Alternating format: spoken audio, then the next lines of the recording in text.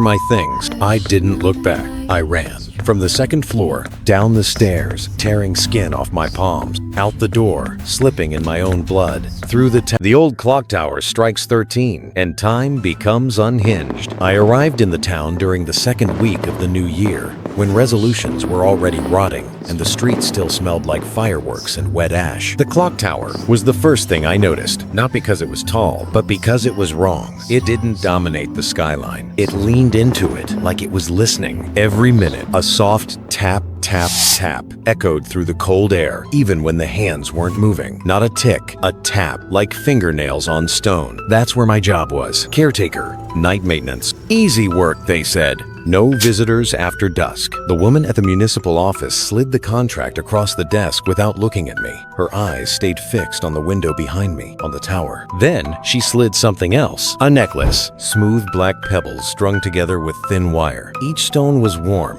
like it had been in someone's mouth. "Wear it," she said, "when you're inside." I laughed. She didn't. She handed me a folded paper. Rules. They were written in a hurry. Uneven ink, pressed too hard in places. Rule 1. Never be at the top of the tower at midnight. Rule 2. If you hear footsteps above you, leave the room. Rule 3.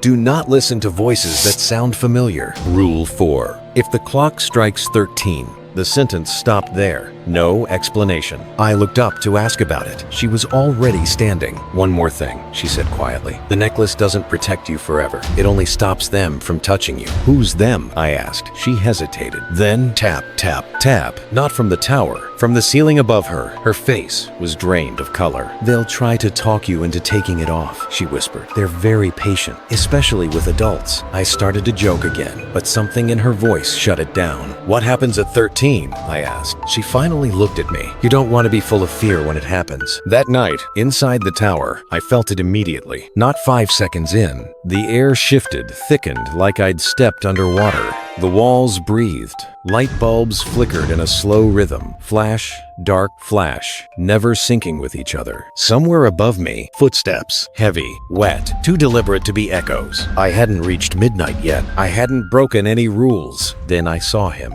Not fully, just a reflection in the glass covering the clock mechanism. A massive shape, hunched, broad, swaying slightly like it was rocking on its heels. A stained apron clung to its body, stiff with old, dark blood. One hand dragged something long and metallic across the floor. Scrape. The reflection didn't copy me. It lagged. Then it lifted its head. Its face wasn't smiling. It was sniffing, as if it could smell the guilt on me already. And from somewhere deep inside the tower, gears shifted. Not forward, backward. Tap, tap, tap, tap. The clock hadn't struck yet, but something was already counting. The first night passed without the clock striking 13. That didn't mean nothing happened. It meant the tower was studying me.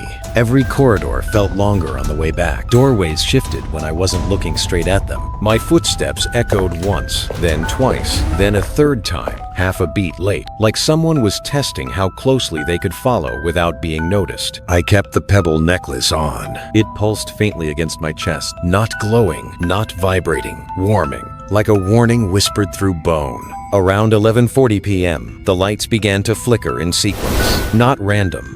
Floor by floor, upward, flash, pause, flash. Something was climbing the tower without using the stairs. I remembered Rule 2 and left the room. Behind me, something laughed, not loud, contained. A wet, pleased sound like breath forced through meat. I didn't turn around. Downstairs, the maintenance desk clock read 11:58. The tower clock above me stopped ticking. Silence stretched so tight it hurt my ears. Then, tap, not from the mechanism, from directly behind my left ear. I spun. Nothing. But the glass panel beside me showed my reflection standing slightly out of sync, head bent farther than mine, eyes unfocused, mouth parted like it was waiting to receive something. Its throat moved, swallowing. A voice bloomed inside my skull, soft and intimate. "You wear the stones like a child wears a charm." The temperature dropped. My breath fogged, but the reflections didn't. "Adults taste better," the voice continued. "More weight behind the fear. more regret. The glass fogged suddenly, and something pressed from the other side,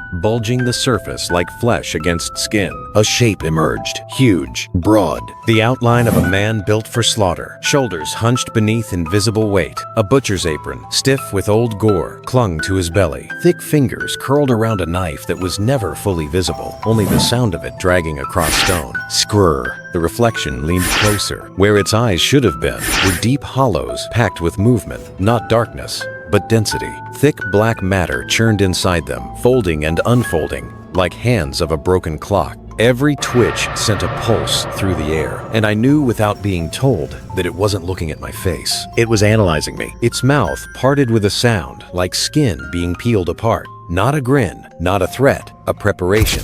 Inside, the teeth didn't line up. They floated, rotating slowly in loose rings, each one barbed, slick, and breathing. Thin membranes stretched between them, flexing, tasting, drawing in scent and heat, like gills. The moment it focused, my heart didn't race. It hesitated. Something went wrong inside me. Not pain, expansion. My chest swelled, as if my organs were being filled with air from the inside, each breath inflating me further, tighter. Wrong. My ribs creaked, my stomach distended. It felt like I was being pumped full, like a bladder stretched past its limit, every organ pressing outward, searching for space that didn't exist. I tried to scream. Instead, my mouth ruptured open. Warm liquid poured out, thick, metallic, alive.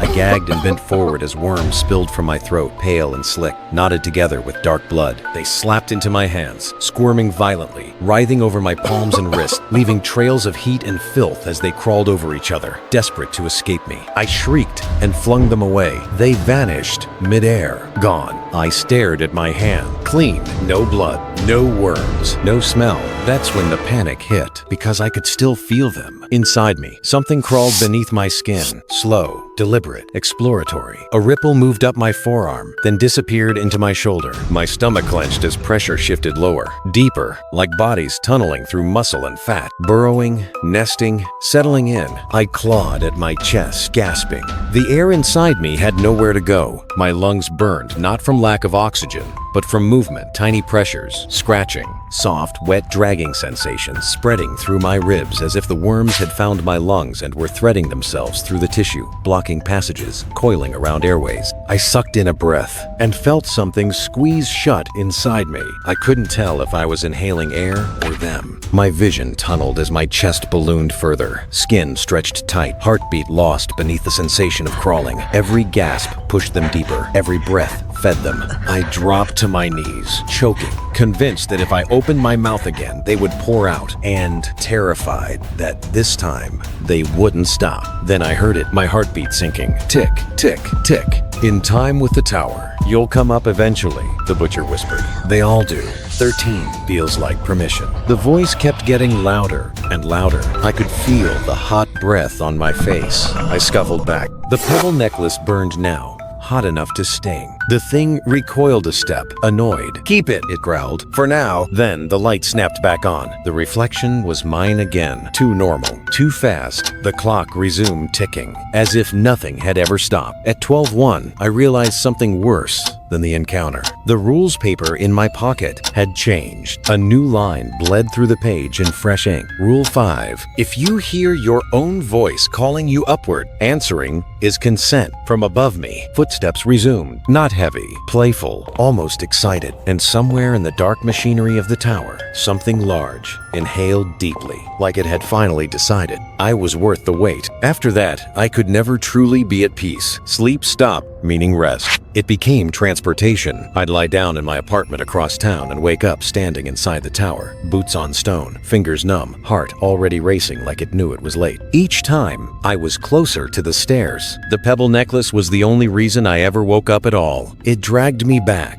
hard, like a hook through the chest. I'd gasp awake on my mattress, sheets twisted, throat raw, the taste of iron on my tongue as if something had already bitten down and been forced to let go. By the fourth night, the town joined in. People started greeting me by name before I introduced myself. A baker paused mid-sentence one morning and said, very gently, "You look tired. You should go up tonight. It'll help." A child skipping rope outside my building counted strangely. 1, 2, 3, 4, 5, 6, 7, 8. 8, 9, 10, 11, 12. The rope slapped the pavement. She tilted her head, smiling without joy. 13. I walked away fast. Behind me, the rope kept slapping, not skipping anymore, dragging. Inside the tower, time frayed. Clocks disagreed with each other. My watch gained minutes, while wall clocks lost hours. The tower clock sometimes ticked backward, each movement accompanied by a low, satisfied hum, like something chewing slowly. Footsteps followed me constantly now. Sometimes above, sometimes below, sometimes inside the walls, scraping, squeezing, testing where the stone was thinnest. The whispers learned my habit.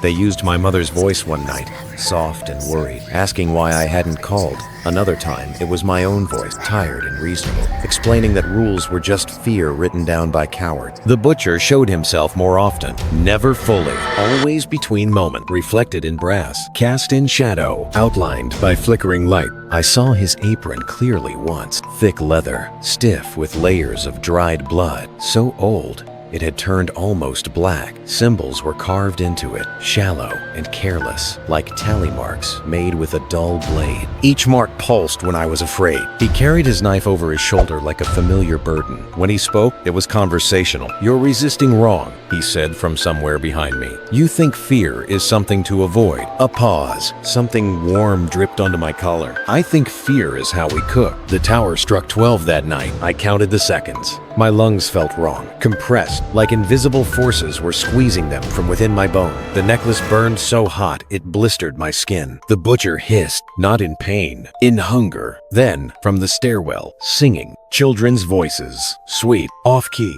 rotating around each other like they were circling prey. The melody sped up. The lights strobed. White, black, white. Footsteps ran now, dozens of them. Claws scraping stone, bodies folding through walls like the walls did not exist. Shapes passed through me, cold, wet, laughing. The tower inhaled, deep, greedy. The clock hands trembled. One more second. The butcher leaned close enough that I could smell him. Old meat, rust, and something rotten underneath. "Take it off," he whispered. "Let us celebrate properly." The first chime rang, not loud, heavy. The stone floor rippled like water. The second followed immediately. Then the third, too fast, too eager. My vision tunneled. My heart slammed against my rib, forced into rhythm with the strike. Adrenaline flooded me until my hands shook violently, until every thought screamed, "Run, and look, and don't blink." The butcher smiled, not with his mouth, but with his whole body. This was the moment. This was the feast. And the tower was done waiting. The 13th strike didn't sound. It burrowed. It came up through the soles of my feet and detonated in my skull. A pressure so violent I tasted copper instantly.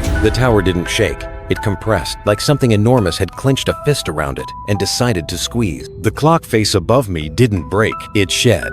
Stone peeled back in wet layers, numbers sliding loose and rearranging themselves, with the sound of fingernails dragged across a chalkboard. 12 sagged like a melting corpse, 11 twisted backward, and where one should have been, something forced its way through. Not a number, a mouth. Darkness leaked from it, thick and viscous, dripping down the inside of the tower walls and evaporating before it hit the floor, as if reality itself was gagging. The butcher inhaled, deep, greedy. Around me, they came, not rushing, stalking. Creatures unfolded from places that hadn't been empty before. Some peeled themselves off the ceiling, joints popping like knuckles being cracked in anticipation. Others dragged swollen bodies across the stone, bellies slapping wetly as they moved. One crawled past my ankle on too many limbs and whispered "thank you" as it brushed me. The necklace burned like it had been driven into my skin with a hammer. Every monster recoiled from it, but none retreated. They formed a circle, snarling, panting, breathing in time with my heartbeat. A thing shaped like a child, but wrong in every proportion, pressed against the invisible barrier inches from my chest. Its jaw stretched downward until skin tore, teeth clicking together like broken cutlery. "Please," it begged, eyes watering with hunger.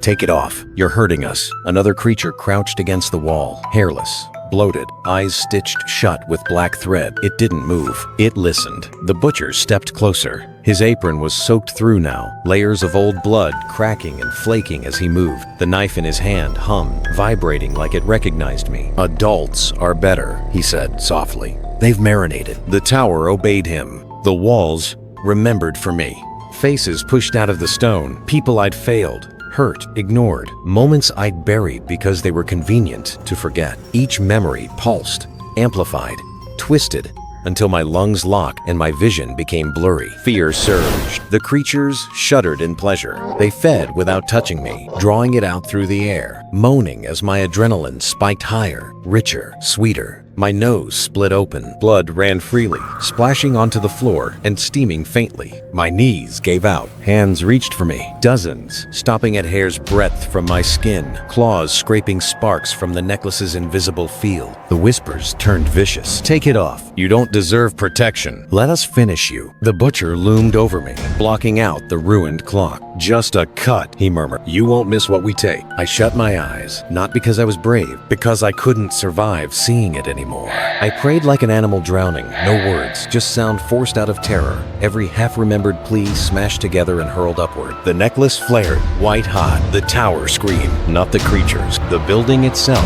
I could feel a pull on my body, like my blood was being sucked out through my pores. The 13th chime stretched thin, warping, tearing like something being dragged backward through a door. It refused to leave. The butcher snarled, flesh rippling beneath his apron as cracks split his smile. The creatures scattered. Some melted into the walls. Others were yanked, screaming into cracks that sealed shut like stitched wounds. The darkness was being absorbed. The clock hand snapped back with a bone-breaking crack. Silence fell so violently my ears rang. I collapsed, alive, bleeding. When I opened my eyes, all I could see was red as bloody tears ran down my face. The tower was stone again, cold, empty, lying. The clock read 12. I didn't gather my things. I didn't look back. I ran. From the second floor, down the stairs, tearing skin off my palms, out the door, slipping in my own blood, through the town, barefoot and screaming, leaving red footprints in the snow that didn't fade fast enough. People stared. I didn't stop. I didn't slow down until the tower was gone behind me, and my lungs felt like they'd been shredded from the inside. I left that night. I never packed. I never returned. And I never took the necklace off. Even now, I wake up with blood under my fingernails and the smell of iron in my nose. Clocks hesitate around me. And sometimes, when it's quiet, I swear I hear a butcher sharpening a knife somewhere behind time, waiting for me to forget. Because the tower doesn't forgive. It just lets you run until you think you're safe. If you're still watching, the nightmares have already found you. Subscribe now and follow for more if you dare.